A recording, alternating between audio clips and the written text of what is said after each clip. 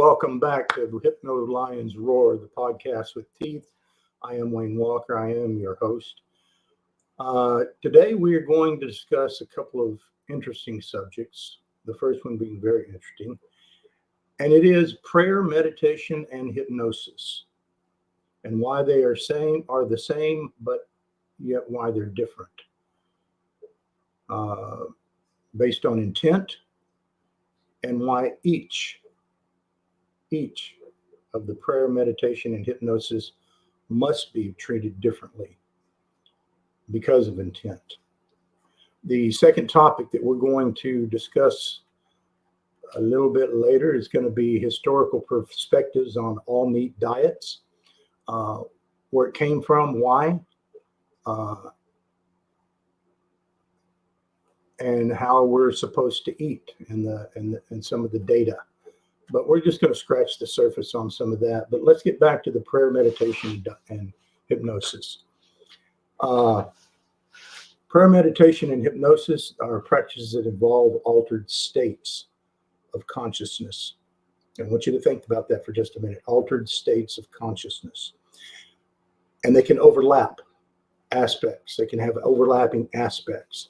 However, there are distinct differences between them. So let's kind of explore the differences. But before we do that, I want you to understand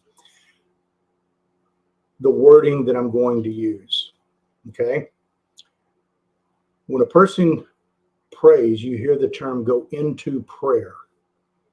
When you hear the term meditation, they are going to go into meditation, a meditative state.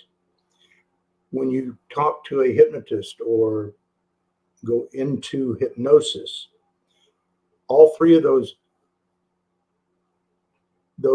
types of modalities, if you will, for lack of a better word, prayer, meditation, and hypnosis, are destinations. They are things that you go into. And when you go into them, you're going into the same place, which is the subconscious mind. There's not a different place for hypnosis, and then another place for meditation, and then finally the other place for prayer. It's all the same location. It's all the same place that you're going into. The difference is intent. What are your intentions when you go into prayer, into meditative state, into hypnosis? What is the intent? And that is the key right there. Prayer is typically associated with religious or spiritual practices. Involves communicating with a higher power or deity, expressing gratitude, making requests, seeking guidance. And I'm talking about prayer in a very benign way. All right. I myself am a Christian. I have a certain view of what prayer is and what it's not. Prayer is often seen as a form of talking to God. It can be a way to connect with one's own belief, find solace, seek support. Prayer is considered a form of communication where individuals express their thoughts, emotion, desires to a higher power. Okay, now let's stay on prayer for a second. There's a lot of people who pray. And when I work with clients, one of the questions that I have for my clients is, what is your spiritual belief system? Okay. I don't ask them their religion. I don't ask them, what their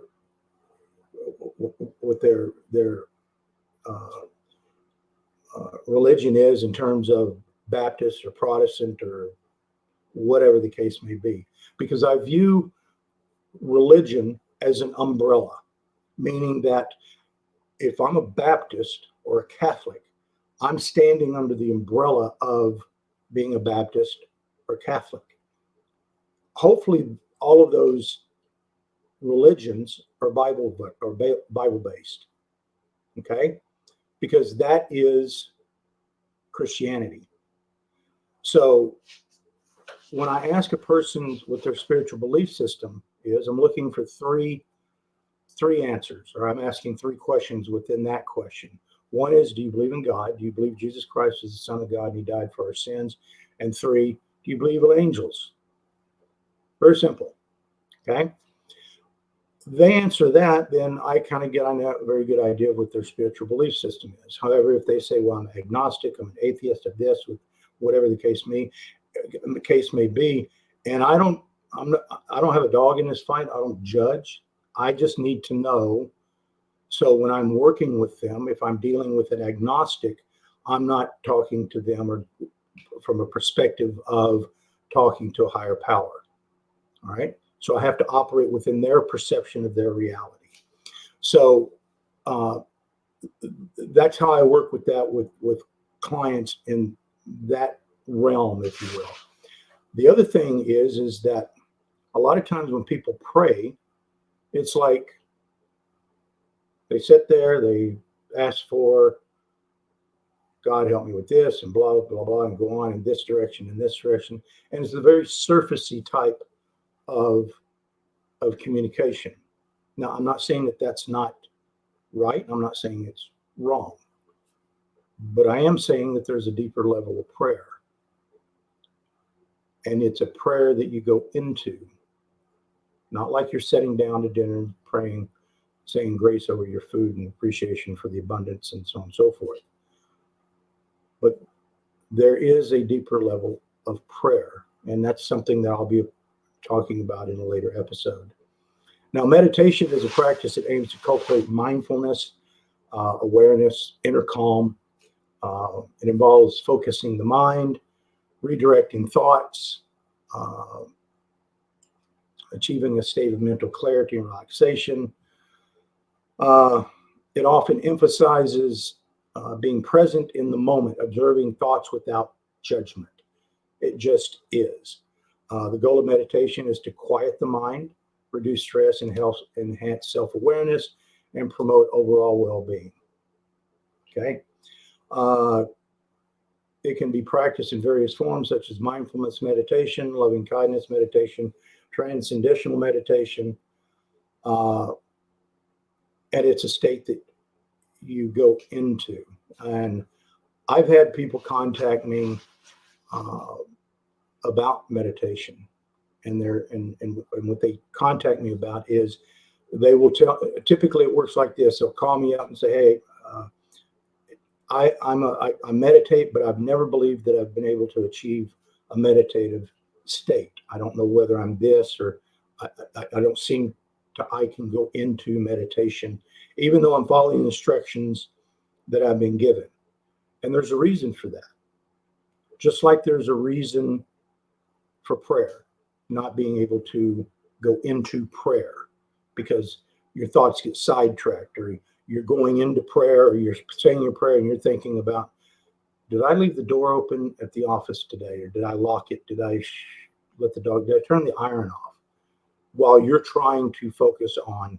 So it's a very jumbled process. Okay. Now, finally, hypnosis. Hypnosis is a state of focused attention, heightened suggestibility. Keyword in suggestibility. Involves inducing a trance-like state to access the subconscious mind, meaning that you're opening up the subconscious mind to access the subconscious mind. It's the veil that's protecting it, the conscious veil, and we want to raise that veil up. Hypnosis is often used for therapeutic purposes, such as overcoming phobias, managing pain, changing unwanted habits, and so on and so forth. Pretty much hypnosis can be used for anything that you can imagine, because you're getting into the subconscious mind and you're making those changes. During hypnosis, individuals are guided by a hypnotherapist or through self-hypnosis techniques to access their subconscious mind and make desired changes. It's important to note that hypnosis requires an active participation and cooperation of the individual being hypnotized, because when you are hypnotized, if you've listened to other episodes of this podcast, hypnosis is nothing that a hypnotherapist or hypnotist does to you. It's something that you allow. that they lead you into. Okay? And there are those two words again, into prayer, into meditation, into hypnosis. Okay? Now, there's some similarities that overlap between these three things, such as relaxation, altered states of consciousness, the intentions, there's the word we're talking about, methods differ. Prayer involves communications with the higher power, meditative focus or mindfulness, inner calm, and hypnosis aims to access the subconscious mind for therapeutic purposes, which means that changing the programming of the subconscious mind, and changing the programming can mean a lot of different things. And it may mean certain things here, but not mean certain things there. Okay. Now, prayer, meditation, and hypnosis are distinct practices with different purposes and methods. Prayer involves communication with a higher power. Meditation focuses on mindfulness, inner calm. Hypnosis aims to access the subconscious mind for therapeutic purposes. However,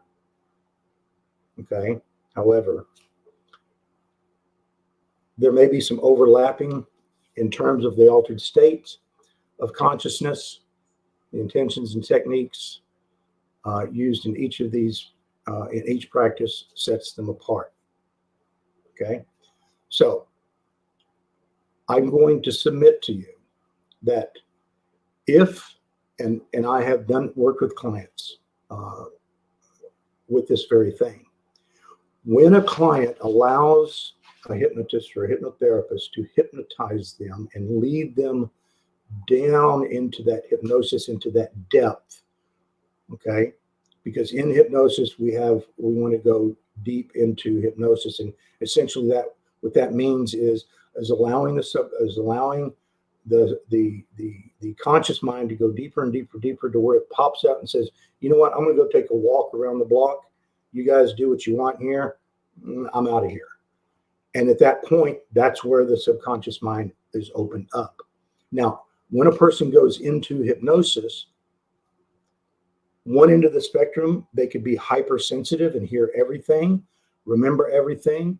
They can hear, for the, excuse the expression, they could hear a gnat fart because they're hypersensitive, okay? Or the other side of the pendulum on that is they don't remember anything. That they're so deep is they become completely detached. Their consciousness becomes completely detached, and they go into hypnosis, they come out, and they don't remember a thing.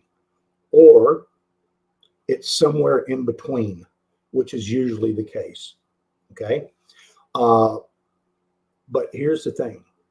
When you go into hypnosis and you understand what hypnosis is, and you go to that level of depth, the subconscious mind enjoys that. I don't know why, but it enjoys it. And each time that you're hypnotized or you're led into hypnosis by the hypnotist, it becomes easier and easier and easier. It becomes more quickly. For example, if I'm working with a client for the first time, I pretty much have the same session for every client the first time.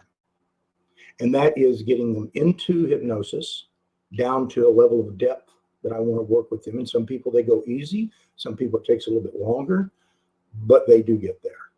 Okay.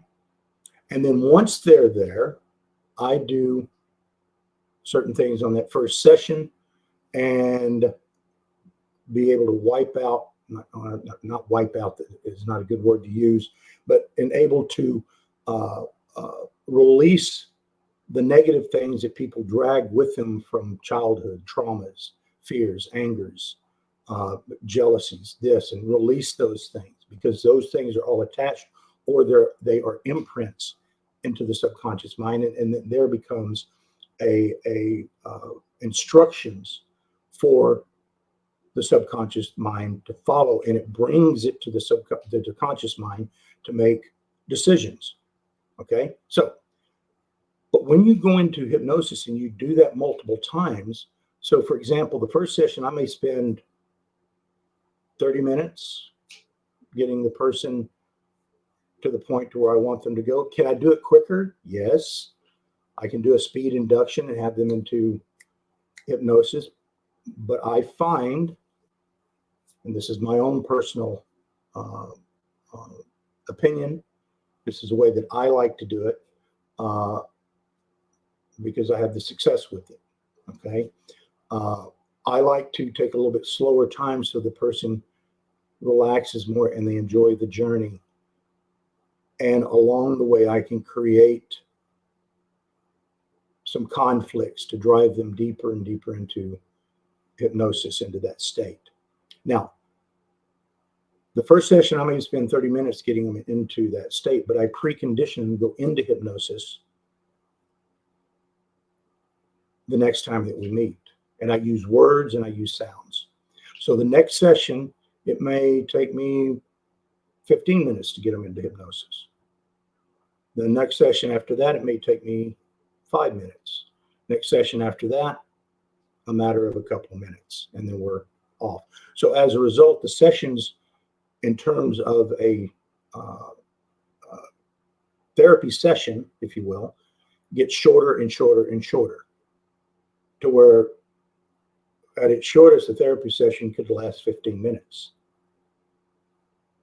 because they're in hypnosis and we're getting right to work in terms of what needs to be addressed. And it's different. Each session is different because it builds upon each other.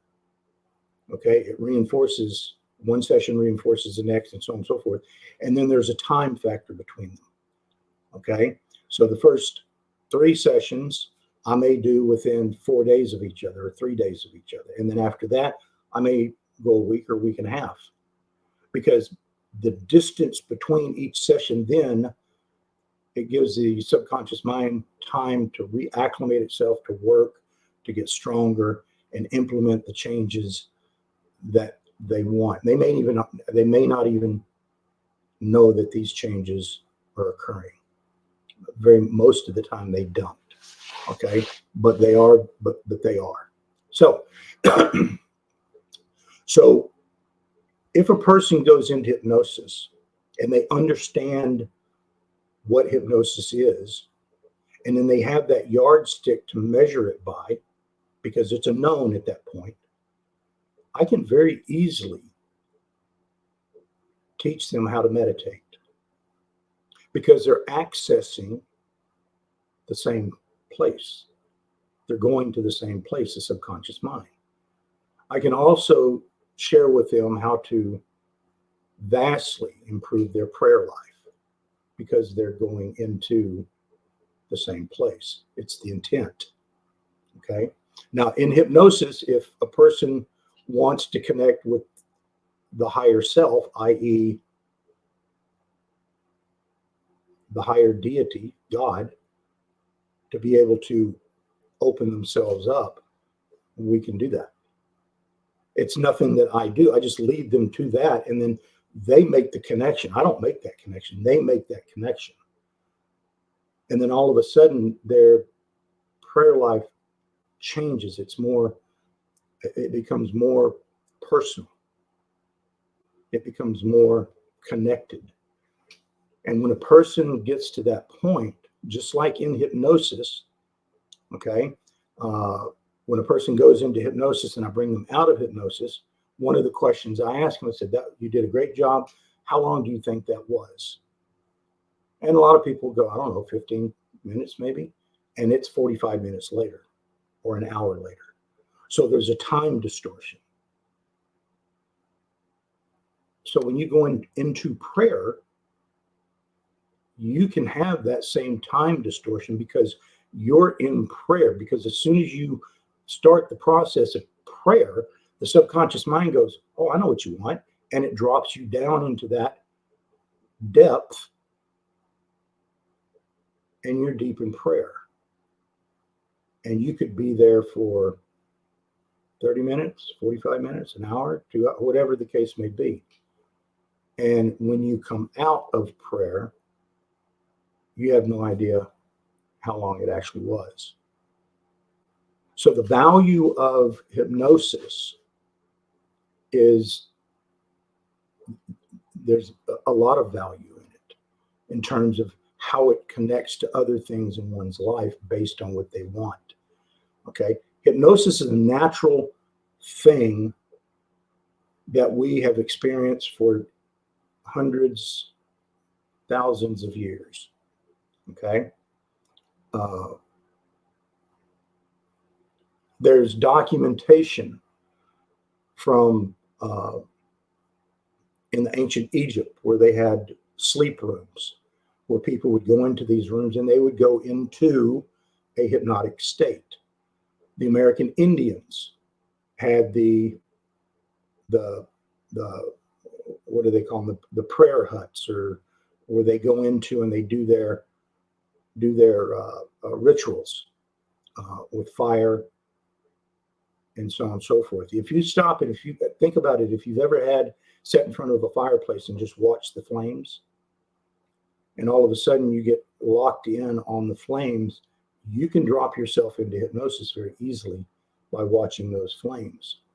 Think about African tribes around a fire, the beat of the drums, the dancing, the monotonous tone, the chants.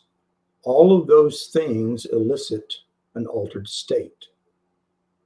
And it drops down, and you will drop down into that altered state. Visions. People have visions. There's so many connections to hypnosis that we really don't, that our life is full of hypnosis and you don't even realize it. In a later episode, I will show you how hypnosis has influenced politicians, preachers, pastors, priests, churches, advertising. It's all there. I will make those connections and I'll present them to you. So when you go out and you look around, you're going to be amazed at the connections that these things have to each other. Okay. So it's a matter of allowing yourself the benefit of experiencing hypnosis. And I know a lot of people, they think that when they think about hypnosis, they think about the comedy stage shows, and that's hypnosis, but it's the intent. That's not the intent. It's not, the intent is not to make you act like a robot or be a great singer, or whatever the case may be, whatever the little skits that the stage hypnotist has people do. It's a lot deeper than that. It's a lot more valuable than that. And that's why hypnosis can allow changes to occur much more deeply, much more quickly than traditional therapy. Because see, as a hypnotist, when I work with people, I don't have to know all the details. I would prefer not. I tell my clients, look, kind of give me an overall view based on the paperwork they fill out. That's kind of like what I've got. But in terms of the details, they don't need to tell me, because people, their natural self, will hold details back for a variety of different reasons. It could be fear, it could be shame, it could be anger, it could be a lot of different things. But it doesn't matter what it is, because once a person goes into hypnosis and I start to work with them, the one person that they cannot fool or they cannot lie to is themselves. So once they're in that state of hypnosis and I'm giving the instructions to the subconscious mind and asking it to do this, but they have to give it permission, they get down to brass tacks. And you will see emotional releases. There will be physical releases. There will be ab reactions. There will be a number of things that occur within the body and within the subconscious mind. Some people start laughing. Some people start smiling. Some people start crying. Some people have no reaction whatsoever. It just depends on the individual. Because hypnosis, when a person goes into hypnosis, it's all based on an individual. There's no two people that react to hypnosis the same exact way. But the value in it that gives them permission to let this stuff go from the past. Because, see, history is history. There's nothing that you can do about history. People will always want to say, well, I want to go back and I want to discover why, blah, blah, blah, blah in the past. And my response to that is why? Why would you spend the energy going back and trying to figure out why when you could turn around and face the future and move forward in the future and accomplish more of what you want to accomplish? You see, God put our eyes in the front of our head, not the back, for a reason. And that's to look to the future. We all have a history. We all have things that we've been through. We all have things that we wish didn't happen. But the fact is, they did. So what do you do with it? Well, you don't let it define you. You find a way to deal with it. And in our society, the way to deal with it is to go to a therapist, a talk therapist. And I've had clients come in and they've been going to a therapist for 10 years. And they're still not any further along. Because when you go to talk therapy and you're talking through that and you're regurgitating history, you're reliving history. Why would you do that yourself? There's no reason for it. There's no point. Focus on the future. Use hypnosis to allow those to cut the cords, those anchors. The visual that I give people is they're pulling an anchor. And that anchor has many chains attached to it. One chain is fear. One chain is shame. One chain is anger. One chain is this. One chain is that. And the more chains you put on it, the heavier that anchor gets to pull it forward. Okay? So you have to be very mindful of those things. And don't focus on the past. It serves no purpose except for, would you learn from it? What valuable lesson did you, because there's valuable lesson in everything that we go through. Although we went through it and we wished it didn't happen, it did. Welcome to life. I'm mindful of people's feelings and that, but at the same time, I want to move them forward. Now, here's the deal. I always tell my clients this. Look, let's get rid of this stuff. Let's get it moving forward to where it doesn't affect your everyday life, to where you don't have the anxiety and the depression and all these other different emotions going on with this. Let's get rid of the stuff that's causing this. Let's make that cut. And then when we get to the point to where it's no longer an issue, if you want to go back and explore the why, then we'll talk about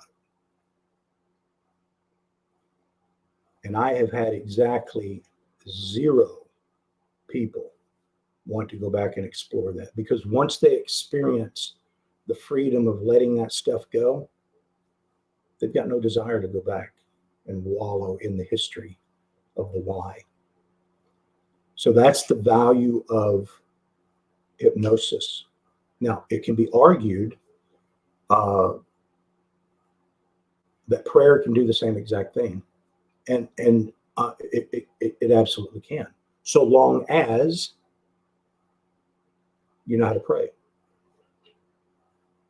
But if you're praying and you're asking the Almighty to relieve you of this and relieve you of this and relieve you of this, but you still have that connection to the past,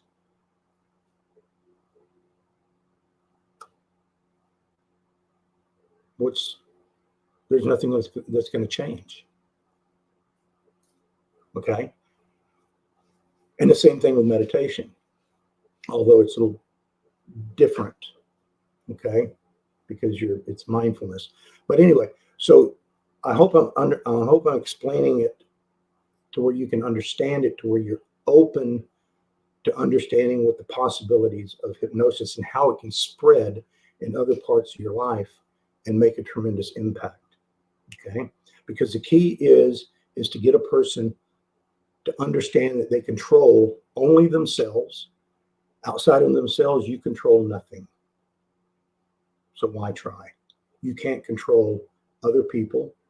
You can't control the traffic lights. You can't control the work that you do or where you're at in the office and that, because there's too many moving parts.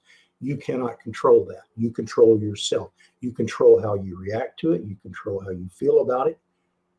But you have to understand how to get into that state to let it go. And that is where the strength, the inner strength, comes from. It gives you that ability to move on and to become self-centered. Pull everything in, you become self-centered. Okay, a lot of times when people hear that word self-centered, it's a negative connotation. But if you listen to the two words, you're becoming self-centered, to where you're centering yourself and you're protecting yourself and not allowing all the peripheral nonsense and bullshit to affect you. Okay? And there's a lot of power in that when a person can get to that point and actually implement it. All right? So if you have any questions on this, in the notes, you'll be able to have my email. Send me an email. Make comments in the comment sections. I'll be happy to expand on it. Or if you have a criticism, let me hear. If you have something positive to say, I'd like to hear that as well. But I would challenge you to think about the possibility of experiencing hypnosis. Okay, so let's move on to our next topic here: the carnivore, the historical perspective on all meat diets. My wife and I have been eating carnivore now for September, October, November, December, January, February, now March, almost 8 months, about 8 months. Okay, because we started about the second week in September. Okay, she's down, I don't know, 35 pounds. I'm down up over 85 pounds now, and feeling much better, more energy, and so on and so forth, all from just an animal-based diet. If you go back in history and look at how we were supposed to eat, we were never supposed to eat a bunch of plants. Okay. Dr. Chafee, who is one of the doctors that I follow, has a YouTube video on how plants are trying to kill you. And I would encourage you to look that up. As a matter of fact, I'll put it in the show notes here for you to be able to click on that video and listen to what he's got to say. Dr. Chafee is a medical doctor, surgeon. He's got a completely different perspective on the plants and that. And as a result, being a carnivore, you don't eat vegetables or fruits anyway. Okay, because of the fiber, our body cannot break down fiber. That's why we have our bowel movements the way we do, or that we get clogged up. Okay, way back when we started eating, when God put animals on this planet, we were the top of the food chain. These animals were there for us to sustain ourselves, and they provide the perfect nutrients for us. You don't need extra vitamins, you don't need extra anything, as long as you have quality meat that you're eating. Eggs, dairy, sometimes cheese. I mean, it depends on people, how it affects them. But we were designed to eat meats, because think about it. And on the last episode, I told you about our farm here. Every cow on this planet eats grass. Every one of them. They do not eat pizza. The cows in India do not have a different diet than what the cows in the U.S. It's grass. Maybe different types of grass, but it's grass. and they pull out all the nutrients from that grass because of the number of stomachs that they have, the way that they digest it. They don't eat different things. And even if they're starving, they're not going to eat a pizza. Sorry, it's not going to happen. They're not going to eat meat. That's what they eat. When you get a bear, they're eating fish. And if you notice, bears, when they're getting ready to hibernate, when they eat fish, they pull the skin off of it, which is the high fat, high calorie. That's what they pack on their pounds. But very rarely do they finish the meat of the fish, based on what I know. Okay, I may be wrong in that, although there's an occasional tourist they may get a hold of that prove that different. I know that's a little bit cob, but anyway. So we're designed to eat meat because meat is the most nutrient dense sustenance for us, and that includes beef, ruminants, fish, pork, lamb. That's what we eat. And you will find that because you're providing the correct fuel for your body, the correct nutrients, that a lot of the things that people experience in terms of aches and pains and high blood pressure and being pre-diabetic and even diabetic and dementia and all of these other gout, all these other things all of a sudden start self-correcting themselves because you're putting in good fuel to allow the body to operate at optimum performance. That's what comes in. And when you give the body carbohydrates, you're clogging the system. You're not giving, when you give it processed carbohydrates and all the chemicals added on that, the body cannot absorb that. The body cannot process that.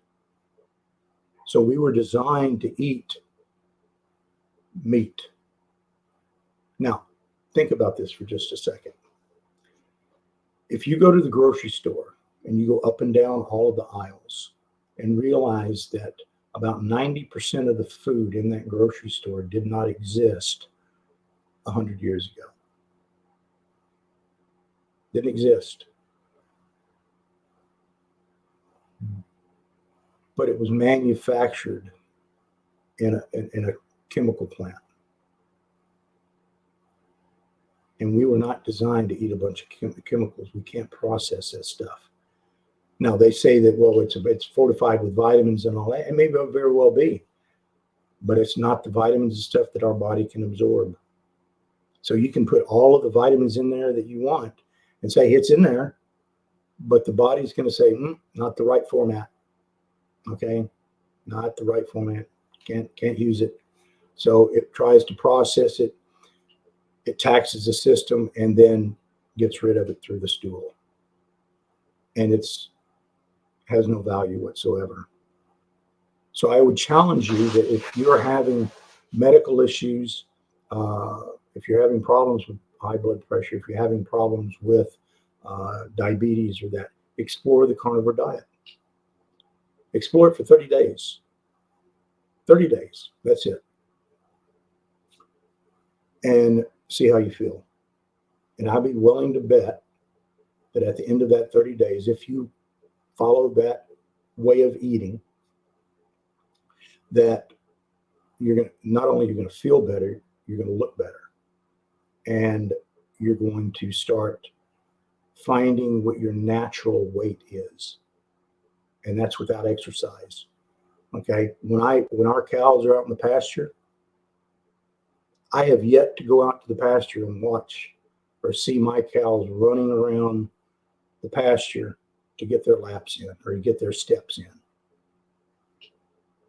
They're lazily eating grass, laying down, getting up, eating grass, laying down, getting up, and they put on weight naturally. All right. Now, when you have beef like that and you put them in a feedlot, they're being fed a lot of processed food that packs on the weight, which is not quality weight. But they don't care about quality weight. They care about the number of pounds. How many pounds does that cow have? Because they're going to make more money on a 1,500-pound cow than they will an 800-pound cow. But they're going to be completely different in terms of quality. Okay? So start looking at it from that perspective. All through history, it wasn't until the agricultural age that man started eating plants. And there are some reasons for that. Drought, the lack of ability to have access to meat. If you think about the Eskimos, they cannot grow vegetables up in the Arctic. They eat meat. And if you read about the Eskimos, they have no heart disease, they have no liver disease or anything like that. Their blood is perfect, and all they eat is meat. And all through history, eating meat. And those people, and again, Dr. Chafee has a video on going back to the history, and it goes through everything, all the details of that. And if you're interested in it, send me a message. I'll post the link to the YouTube video for you to watch and to learn, because these are rabbit holes that I've gone down and then some. I've watched hundreds of hours of these videos and educating myself on these videos and why that we should be eating this way. And to be honest with you, when I first started on this carnivore quest, if you will, I did it because my wife said, look, this is what we're going to do. I knew nothing about it. I knew it was meat, whatever. But 2 weeks later, after I had lost about 15 pounds and started feeling better, is when I started going down the rabbit holes of, there's something here. I've got to find out what's going on. Why? How does this work? Why does it? And I just surrounded myself with experts and listened, and I just followed the rules. Very simple. Okay. Now, does that mean that we are strict on this thing at all times? No. When we travel, we may have to go off of it, and that we know that. We do pay for it, because when you're eating clean, and then all of a sudden you put crap in your system for whatever reason, it doesn't matter, whether you're on a vacation or whether you're there and you can't eat you eat crap, trust me, you're going to feel it. And then when you get home, you say, yep, I'm going to do a fast for the next 3 days, and you get your system corrected and back in line. Okay. So there's room there for people to go off or not eat clean all the time. All right. When we have to go to the city next door to us, which is 30 minutes or even 40 minutes away, when we go there so infrequently, we'll go and have sushi. And again, with the rice, we try to limit we try to limit the amount of rice that we eat, but it's still carbohydrate, and it screws our system up for a couple of days. But for sushi, I'm willing to go through that. So anyway, so that's the whole thing on the meat diets. Like I say, if you have any questions, please get back to me. I'd love to talk to you more about it. But just understand that we're animals, and we're at the top of the food chain. We were meant to eat meat. I've always wondered about artichokes. Who figured out how to eat artichokes? I mean, some things I just wonder why. Okay, and some of the problem is that we have stories, cartoons like The Lion King, that paints animals in a different light that's unrealistic. I mean, I've gotten to the point, if there's a movie and there's an animal talking in it, I got no interest in it. It's just goofy. But anyway, any questions, let me know. Get in contact with me. Like I said, I'd love to hear from you. And I will see you at at the next episode. Be good, be real, and always make good choices. Have a blessed day.